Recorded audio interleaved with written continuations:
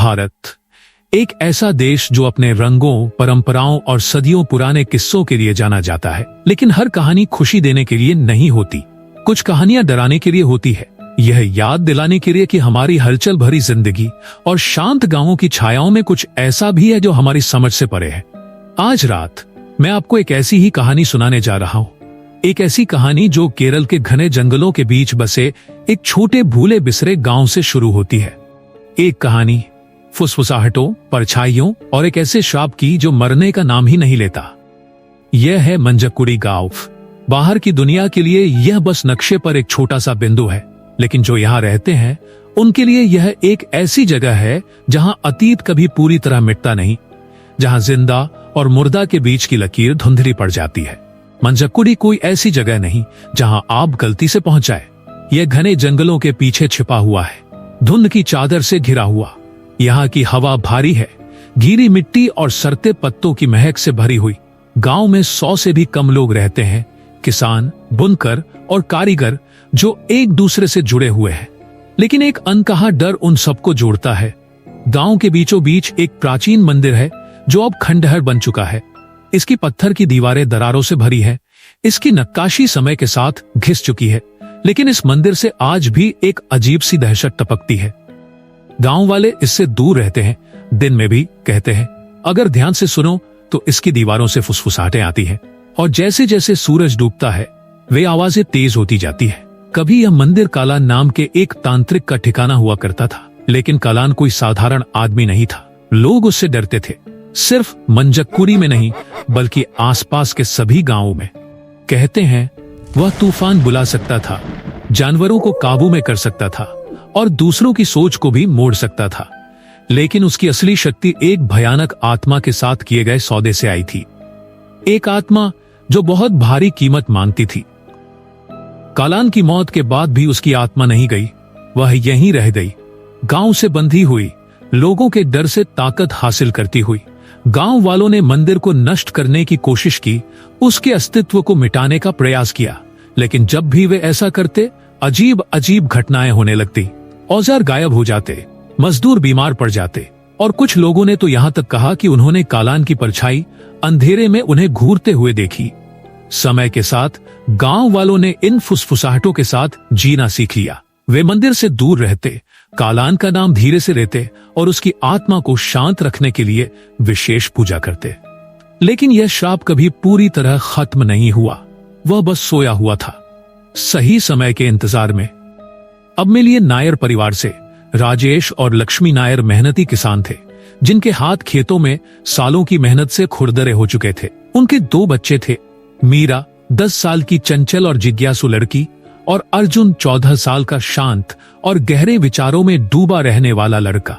नायर परिवार गांव में बहुत सम्मानित था, अपनी दयालुता और उदारता के लिए जाना जाता था। लेकिन बाकी लोगों की तरह वे भी इस श्राप के साए में जी रहे थे। ये सब शुरू हुआ एक अमावस्या की रात। मीरा अचानक जाग गई, उसका दिल तेजी से धड़क रहा था। कमरे में अजीब ठंडक थी, हवा भारी थी, जैसे कुछ अनहोनी होने वाली हो। उसने अपनी चादर कसकर पकड़ ली, लेकिन तभी उसने सुना एक धीमी खरखराती आवाज। मीरा। वह आवाज हल्की थी, लगभग कोमल, लेकिन उसने मीरा की रीढ़ में सिहरन दौड़ा दी। उसने इधर उधर देखा, उसकी आंखें डर से फैल गई। आवाज खिड़की से नहीं आ रही थी, न ही दरवाजे से। यह आवाज उसके अंदर से आ रही थी। मीरा। उसने चीखने की कोशिश की, लेकिन आवाज नहीं निकली। कमरे की परछाइयां अचानक हिलने लगी। कमरे की परछाई वे घूमने लगी, खिंचने लगी, इंसानों की शक्ल लेने लगी। वे मीरा के पास आ रही थीं, उनकी फुसफुसाहटें तेज हो रही थीं। मीरा, मंदिर में आओ। और फिर अचानक सब शांत हो गया। मीरा कांप रही थी, वह माँ पापा को जगाना चाहती थी, सब कुछ बताना चाहती थी, लेकिन एक और आवाज उसके कानों में गूंजी, बहुत हल्की लेकिन स्पष्ट। किसी से मत कहना। अगली सुबह मीरा चुप थी, उसने ठीक से नाश्ता भी नहीं किया। राजेश और लक्ष्मी ने एक दूसरे को चिंतित नजरों से देखा, लेकिन कुछ नहीं कहा। वे जानते थे इस गांव में अजीब चीजें होना कोई नई बात नहीं थी। लेकिन उस रात यह फिर हुआ। इस बार फुसफुसाहटें और तेज थी। मीरा को लगा जैसे कोई अदृश्य ताकत उसे खींच रही हो। वह धीरे धीरे उठी उसकी चाल किसी कठपुतली जैसी थी। उसने दरवाजा खोला और बाहर निकल गई। गांव में गहरा सन्नाटा था। मीरा मंदिर की तरफ बढ़ने लगी। उसके नंगे पैर गीली मिट्टी में धंस रहे थे। आओ मीरा। वह मंदिर के दरवाजे पर पहुंची।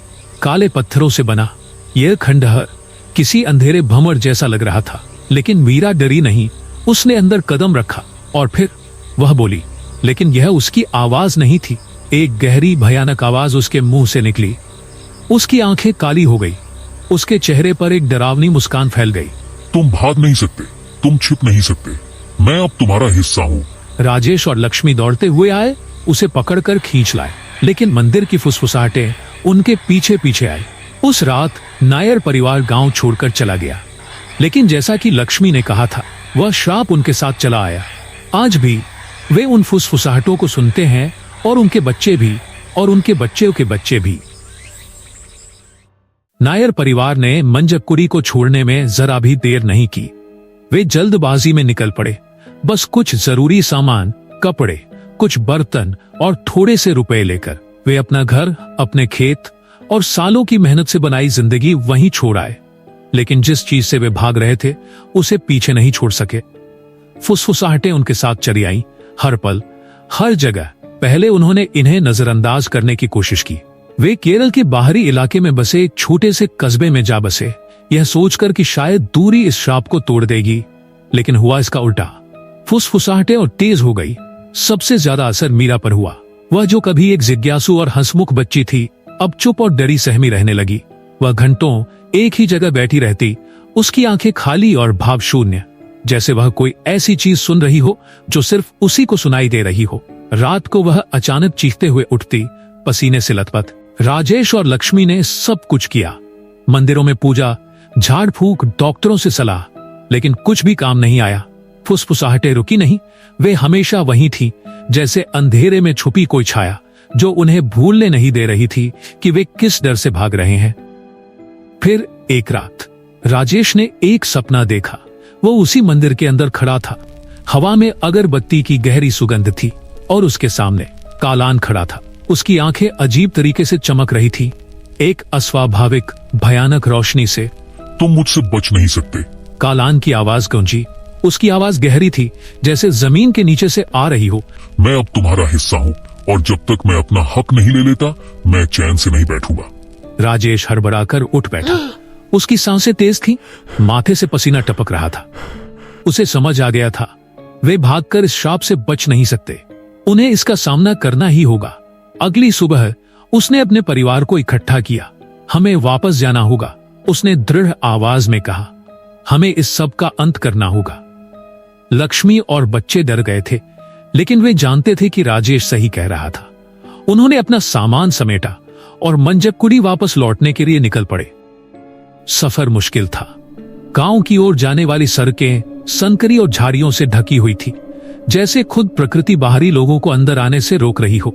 जंगल पहले से भी घना और अंधकारमय लग रहा था, जैसे उनके अनुपस्थित रहने के दौरान वह और भी भयावह हो गया हो। हवा भारी थी, गीली मिट्टी और सड़ते पत्तों की गंध से भरी हुई। चारों तरफ बस पत्तों की सरसराहट और दूर किसी पक्षी की रहस्यमयी चीख सुनाई दे रही थी। जैसे ही वे गांव के करीब पहुंचे, एक अजीब सा डर उनके मन में घर करने लगा। मंजकुरी वैसा ही था जैसा वे छोड़कर गए थे, खामोश, सुनसान और एक रहस्यमयी सन्नाटे से ढका हुआ। घर वीरान खड़े थे, उनकी टूटी फूटी खिड़कियां और दरवाजे किसी खोखली आंखों की तरह दिख रहे थे। गांव के बीचों बीच स्थित मंदिर पहले से भी ज्यादा भयानक लग रहा था। नायर परिवार मंदिर की ओर बढ़ा। उनके दिलों में डर था, लेकिन उनके कदम थमे नहीं। फुसफुसाहटें तेज हो गई, पहले हल्की, फिर और भी जोर से, जैसे कोई उन्हें अंदर खींचने की कोशिश कर रहा हो। राजेश ने मंदिर के अंदर कदम रखा। लक्ष्मी और बच्चे उसके पीछे थे। अंदर की हवा भारी थी, सरन की गंध से भरी हुई।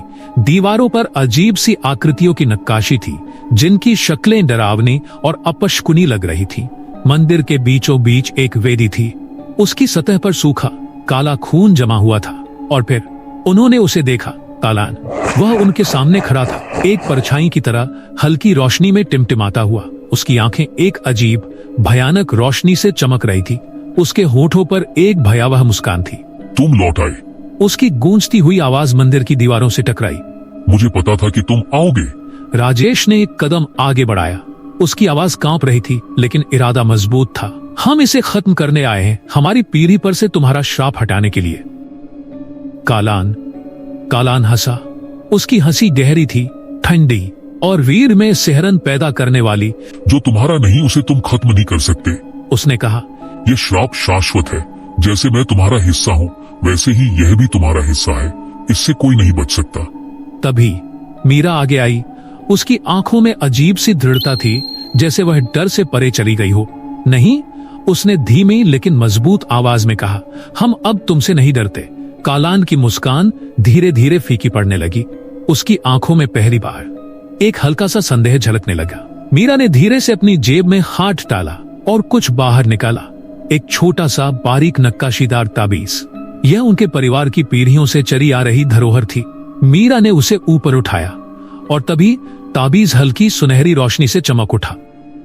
कालान की परछाई हिलने लगी। उसका शरीर हवा में कांपने लगा, जैसे कोई उसे जकड़ रहा हो। नहीं, वह चीखा। उसकी आवाज में गुस्सा और डर दोनों थे। तुम यह नहीं कर सकते। लेकिन अब बहुत देर हो चुकी थी। ताबीज की रोशनी और तेज हो गई। मंदिर का पूरा कक्ष उसकी चमक से भर गया। कालान की छाया चटकने लगी, धुंधली होती गई और फिर हवा में घुलकर पूरी तरह गायब हो गई। फुसफुसाहटें अचानक शांत हो गई। नायर परिवार मंदिर के भीतर खड़ा था। उनके दिल जोर से धड़क रहे थे, लेकिन अब वहां सिर्फ सन्नाटा था। श्राप खत्म हो चुका था। मंदिर से बाहर निकलते समय उन्हें अजीब सी बेचैनी महसूस हुई। ऐसा लगा जैसे कोई उन्हें देख रहा हो। छायाएं अब भी वही थी, धीमी मगर साफ सुनाई देने वाली फुसफुसाहटें हवा में तैर रही थी। उस रात जब वे अपने पुराने घर में सोए हुए थे, राजेश ने फिर एक सपना देखा। वह फिर से मंदिर में था। वही वेदी, वही गाढ़ी धूप और अगरबत्ती की महक, मगर इस बार फुसफुसाहटें पहले से भी ज्यादा तेज थी। और फिर उसने उसे देखा, एक छाया, बाकी सब छायाओं से भी गहरी, जो धीरे धीरे उसकी ओर बढ़ रही थी। कालान, मगर इस बार वह पहले से कहीं ज्यादा वास्तविक लग रहा था। उसकी शक्ल ठोस थी, उसकी आंखों में वही डरावनी चमक थी। तुमने सोचा था कि तुम मुझे मिटा सकते हो। कालान की आवाज जहरीली थी। मैं अमर हूँ। मैं तुम्हारे भीतर छुपे अंधकार में रहता हूँ और मैं तुम्हें कभी छोड़ूंगा नहीं। राजेश हड़बड़ाकर जाग उठा। उसकी सांस तेज थी, शरीर पसीने से भीगा हुआ। उसने चारों ओर देखा। फुसफुसाहटें अब नहीं थी, मगर डर अब भी वही था। अगली सुबह पूरा परिवार आंगन में इकट्ठा हुआ। गांव पहले से भी ज्यादा सुनसान लग रहा था, जैसे कोई छुपकर उन्हें देख रहा हो। लक्ष्मी ने धीरे से कहा, हमें यहाँ से जाना होगा, अब और नहीं रुक सकते। उसकी आवाज कांप रही थी। राजेश ने सिर हिलाया। उसका चेहरा सफेद पड़ चुका था। तुम ठीक कह रही हो, हम कहीं दूर चले जाएंगे, इतनी दूर जहां ये श्राप हमें छू भी न सके। लेकिन तभी मीरा दरवाजे पर रुक गई। वह मंदिर की ओर देख रही थी। उसकी आंखें अजीब सी गहरी लग रही थी, जैसे वह कुछ सोच रही हो। मीरा, राजेश ने पुकारा। चलो, हमें देर हो रही है। मीरा ने धीरे से उसकी ओर देखा। अब मुझे डर नहीं लगता पापा।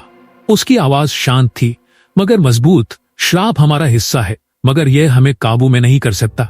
हम इसके साथ जी सकते हैं, हम इससे मजबूत बन सकते हैं। राजेश और लक्ष्मी ने एक दूसरे को देखा। उनके चेहरे पर चिंता थी, मगर वे कुछ नहीं बोले, क्योंकि वे जानते थे मीरा सही कह रही थी। श्राप उनका हिस्सा था, मगर यह उनकी पहचान नहीं था। वे गांव से निकल गए, मगर फुसफुसाहटें अब भी उनके साथ थी, धीमी मगर साफ सुनाई देने वाली। मगर इस बार वे तैयार थे। वे श्राप के साथ जीना सीख लेंगे, मगर उसे अपने ऊपर हावी नहीं होने देंगे। कुछ लोग कहते हैं कि कालान का श्राप बस एक कहानी है, एक अफवाह, बच्चों को डराने के लिए सुनाई जाने वाली कथा। मगर जो लोग इसे महसूस कर चुके हैं, वे सच्चाई जानते हैं। छायाएं असली हैं, फुसफुसाहटें असली हैं, और वे हमेशा सुन रही होती हैं। तो अगली बार जब आप किसी सुनसान जगह पर हो, जरा ध्यान से सुनना, शायद आपको भी कोई फुसफुसाहट सुनाई दे। अगर ऐसा हो तो याद रखना, कुछ कहानियां कभी नहीं सुनाई जानी चाहिए। परछाइयां भले ही पीछे हट गई हों, मगर वे कभी पूरी तरह खत्म नहीं होती। वे यहीं रहती हैं, छुपी हुई, सही वक्त के इंतजार में। और जब वह वक्त आएगा, तो क्या आप तैयार होंगे? तो मेरे प्रिय श्रोता, अगर आप भी अंधेरे में और गहराई तक उतरने का साहस रखते हैं, अगर आप और भी भयानक कहानियां सुनना चाहते हैं जो आपके सपनों को डरावना बना दे, घंटी के निशान पर क्लिक करें, क्योंकि अगली फुसफुसाहट किसी भी वक्त आपके नाम से पुकार सकती है। तब तक के लिए मीठे सपने देखें। अगर देख सके तो